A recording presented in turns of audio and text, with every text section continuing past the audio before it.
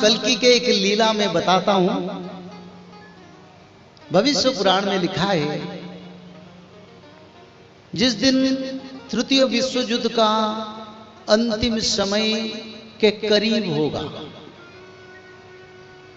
उसी दिन भगवान कल्कि उड़ीसा में अवस्थान करते होंगे और उसी समय भगवान कल्कि बैतरणी नदी के किनारे से, बैतरणी नदी जिसको सत्ययुग का गंगा कहते हैं, जो उड़ीसा के जाज नगर पर बहता है और शायद ये छत्तीसगढ़ से गया है। तो ये जो नदी है, उस नदी के किनारे भगवान कल्कि 9000 भक्त के साथ गंगा स्नान करके भक्त लोग भगवान कल्कि को लेके उड़ीसा में छतिया धाम की ओर लाएंगे। एक धाम है छतिया धाम, जहां जगन्नाथ जाएंगे, ये लिखा है शास्त्र में। पर भगवान उसी स्थान को नहीं जाएंगे, बोले मैं बड़चना में रहूंगा। तो छतिया वट से कुछ दूर, जगन्नाथ जी से कुछ दूर कल्कि भगवान रह जाएंगे। 9000 भक्त उनके साथ उसी समय होंगे और उसी समय मोहना मगला नाम का असुर, जिसका नाम दुर्धर, पूर्व युग में जवनों का राजा, 9 लाख सैन्य लेके कल्कि भगवान के भक्तों के ऊपर युद्ध थोपेगा। तो उसी समय प्रभु पहले ललाट केसरी नाम के एक राजा को भेजेंगे, बोले जाओ उनसे युद्ध करो। उनका संख्या 9 लाख, वो अकेला जाएंगे और कुछ भक्त भी जाएंगे, पर वो युद्ध में उनको पराजय नहीं कर पाएंगे और आके ठाकुर जी को बोलेंगे, प्रभु हम उसको विजय नहीं कर पाया, उनका शक्ति बड़ा भारी है। उनका संख्या 9 लाख मुस्लिम और चाइना सैन्य। तब प्रभु उसी समय कोलकाता के पास जो मणिपुर एक राज्य है, वहीं पर एक पर्वत है। उस पर्वत पर नकुल और सहदेव तपस्या भी करते हैं। ये लिखा है भविष्य पुराण में, बहुत अच्छा स्टोरी है।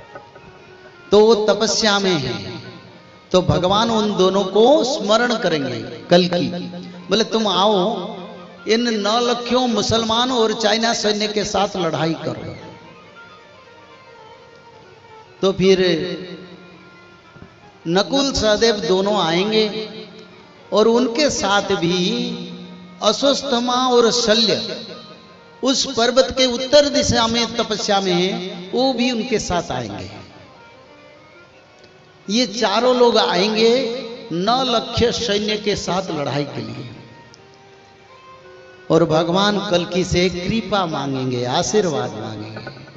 बोले प्रभु हमको आशीर्वाद करो। और प्रभु बोलेंगे जाओ युद्ध विजय करो। तो 4 लोग 9 लाख मुस्लिम, पाकिस्तान, चाइना, 13 मुसलमान कंट्री के सैन्य के साथ लड़ाई होगी और सहदेव अकेला 9 लाख सैन्य को अपने धनुष बाण में सबको मार देगा। एक समय युद्ध में सबका विनाश हो जाएगा और भगवान के पास आके भक्तों को रक्षा, असुरों का विनाश करने का संवाद दिया, तो कल्कि बड़ा आनंदित हो जाएगा। बोलिए कल्कि भगवान की जय हो। आगे तो भारत पाकिस्तान का जो वार होगा, वो तो पहले से बंदूक, गोली, मिसाइल, परमाणु से वार होगा, पर बाद में धनुर्बाण से युद्ध होगा। सप्तरथी, 5 पांडव, 12 गोपाल, 64 सिद्ध ऋषि, बस इतना लोग को वार करके सारा विश्व को विनाश कर सकते हैं। बोलिए जगन्नाथ भगवान की जय हो। तो इसीलिए भगवान कल्कि के ध्वजा क्या रहेगा, ध्वजा कैसा होगा, ये लिखा है शास्त्र में। आप मेरे सामने 2 ध्वजा देखते हैं, इसमें 5 वर्ण है। पहला जो सफेद कलर का, फिर लाल कलर का, फिर हरा कलर का, पीला कलर का, फिर ब्लू कलर का, ये से जिसको नील कलर कहते हैं, घन नील। तो भगवान कल्कि के ध्वजा में ये 5 वर्ण रहेगा। शास्त्र में लिखा है श्वेत पीत लोहित हरित नील वर्णयो तन्मध्ये एकाक्षर, ये संस्कृत में लिखा है। भगवान कल्कि के ध्वजा जैसे आपकी साइड में लिखा है, जिसकी नीला कलर में ओम चिन्ह है, इस तरफ भी है। ये कल्कि भगवान का ध्वजा बनेगा। पहले से भगवान कल्कि का ध्वजा आप को ये दर्शन हुआ, क्योंकि ध्वजा उद्धार करेगा। पतितों का उद्धार के लिए ये पतित पावन ध्वजा बनेगा। सारा विश्व का ध्वजा भी यही बनेगा। आनंद एक बार हरि हरि। सारा विश्व में भगवान कल्कि सनातन को स्थापन करेंगे। हिंदू, मुसलमान, जैन, क्रिश्चियन सभी सनातनी बनेंगे। भागवत पढ़ेंगे, त्रिकाल संध्या करेंगे, माधव नाम भजन करेंगे और कल्कि भगवान की शरण में रहेंगे। तो ये भगवान कल्कि का ध्वजा है, जिसमें श्वेत पीत लोहित हरित नील वर्णयो सत्य शांति दया क्षमा और मैत्री।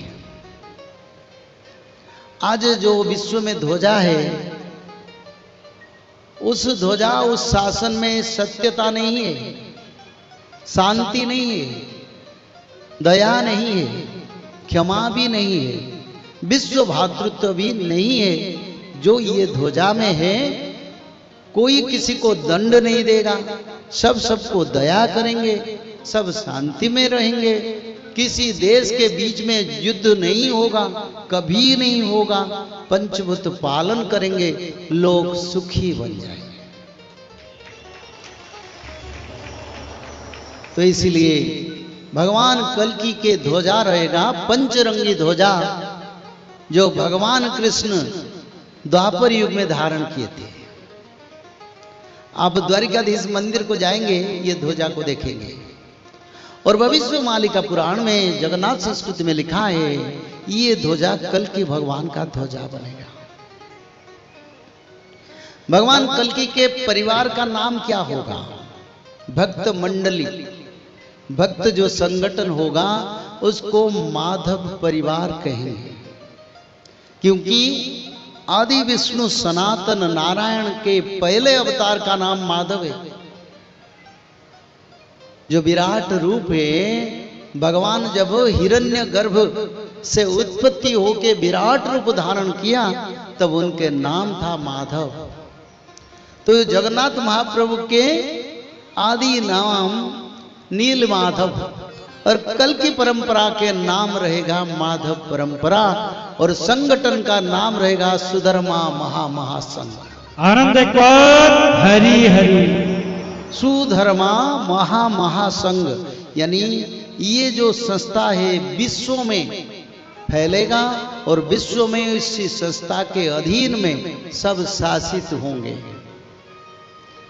जैसे हमारा यूनाइटेड नेशन, मिलित जातीय संघ, ऐसे कल्कि भगवान का संस्था का नाम रहेगा सुधर्मा महासंघ। विश्व के सारा विश्व के हर राज्य सुधर्मा महासंघ द्वारा शासित होंगे। संविधान कहां बनेगा? संविधान ब्रह्मदेव और शंकर भगवान बनाएंगे, और कल की भगवान उसको अनुमोदन करेंगे। वो कहां बनेगा ना, ओडिशा के बैतरणी नदी किनारे सुधर्मा सभा बैठेगा, जहां 33 करोड़ देवी देवता, भारत की, विश्व की सभी भक्त आके उसी सभा में भगवान के संग लाभ करेंगे। शंकर भगवान को दर्शन करेंगे, ब्रह्मदेव को दर्शन करेंगे, इंद्रदेव को दर्शन करेंगे, अष्ट दुर्गा को दर्शन करेंगे, सप्तशती माता को, 33 करोड़ देवी देवताओं को दर्शन करेंगे। वहीं पर संविधान बनेगा। तो सुधर्मा महासंघ, सुधर्मा सभा उड़ीसा में जाजनगर पर बैतरणी नदी किनारे बैठेगा, ये शास्त्रों में लिखा है। और देवी देवता आप जैसे मनुष्य शरीर में आएंगे, ऐसे नहीं आएंगे जैसे तुम देख नहीं पाओगे। बैठेंगे, बात करेंगे, बहुत विचार होगा, भक्तों का मिलन होगा। देवता और भक्तों से मिलन के कारण संसार, धरती माता आनंदित हो जाएगा। तो ये सुधर्मा सभा उड़ीसा में बैठेगा। और जो भक्त लोग त्रिकाल संध्या करते हैं, भागवत पढ़ते हैं, माधव नाम भजन करते हैं, उन्हीं भक्त लोग वहीं पर जाने के लिए लायक बनेंगे। सब नहीं जाएंगे। और भक्त लोगों के लिए भगवान कल्कि एक दिन के लिए वैकुंठ से श्वेत गंगा, दुग्ध समुंदर जी, जो जिसको खीर समुंदर, खीर जल्दी कहते हैं, उसको धरती पर आह्वान करेंगे। और दुग्ध समुंदर में भक्त लोग स्नान करके सबका बुढ़ापा चल जाएगा। 80-100 साल का बूढ़ा जो 15 साल का युवा बन जाएंगे, सब एक उम्र हो जाएंगे, 15-16 साल का दिव्य मानव बन जाएंगे। आनंद से कर हरि हरि। मनुष्य में देवत्व का प्राप्ति होगा। मनुष्य सत्य युग को उत्तीर्ण होके देवता बन जाएंगे, ब्रह्म ज्ञानी बन जाएंगे। कई मनुष्य देवता बनेंगे, कई मनुष्य सिद्ध चारण बनेंगे, कई मनुष्य देवी माता बनेंगे, कई मनुष्य भक्त बनेंगे, और कई मनुष्य भगवान के अति करीब भक्त बनेंगे। तो ऐसे उसका बाद सुधर्मा सभा में संविधान बनेगा और विश्व शासन के लिए प्रभु इसका प्रकाश करेंगे। सारा विश्व की सभी देश, जितना देश है, America, England, German, France, Japan, China, सभी देश आके कल की भगवान के चरण में समर्पण होके प्रभु के सानिध्यता में रह के फिर सनातन धर्म को अपना के सनातन धर्म के लिए सभी मिलके काम करेंगे। तो इस समय भगवान कल्कि के कृपा से होगा। तो भगवान कल्कि जो है वो 64 कला में आएंगे, जिसको शास्त्र में लिखा है कल्कि पुराण में, संगं चतुष्षष्टि कलम धनुर्वेदादि कंचजत समाधित्यो जमदग्न्या कल्कि प्राह कृतांजलि ततो दिग्विजये भूपान धर्महीना कली प्रियान निगृहो बोधांधे मरुश्च स्थापयसि। भगवान कल्कि के बारे में इस शुल्क लिखा है। 64 कला में कल्कि भगवान आएंगे। 64 कला में कैसे आएंगे ना, भगवान परशुराम उनको उनकी गुरु बनेंगे, उनको वरुणास्त्र, पाशुपत अस्त्र, ब्रह्मास्त्र, आग्नेय अस्त्र, जितने बड़े बड़े भयंकर प्रभाव संहारकारी अस्त्र प्रदान करेंगे। परशुराम भगवान अभी कहाँ हैं? परशुराम सप्त चिरंजीवी में वो भगवान का अवतार है। अभी परशुराम भगवान कहाँ है? वो तो जीवित है, कहाँ है? उड़ीसा के महेंद्रगिरी, जिसको महेंद्राचल कहते हैं, वहीं पर भगवान परशुराम अभी तपस्या में है। वो जो पहाड़ियां हैं उसको मेघमाला छूता है। शिखर पर भगवान परशुराम तपस्या पर है और वो कल की भगवान का गुरु बनेंगे। और परशुराम भगवान बोलेंगे, प्रभु आप पहले संहार कार्य चाइना और बुद्ध धर्म प्रभावित देश में करो, ज्यादा पाप उसी देश में हो रहा है। तो इसीलिए आगे China, Pakistan, America, Europe, Japan, जिस देश में ज्यादा जीव हत्या होता है, गो हत्या होता है, उसी देश में विनाश लीला, भूकंप, अग्नि प्रलय, जल प्रलय, तूफान, साइक्लोन, बीमारी, कोरोना जैसा बढ़ते जाएगा।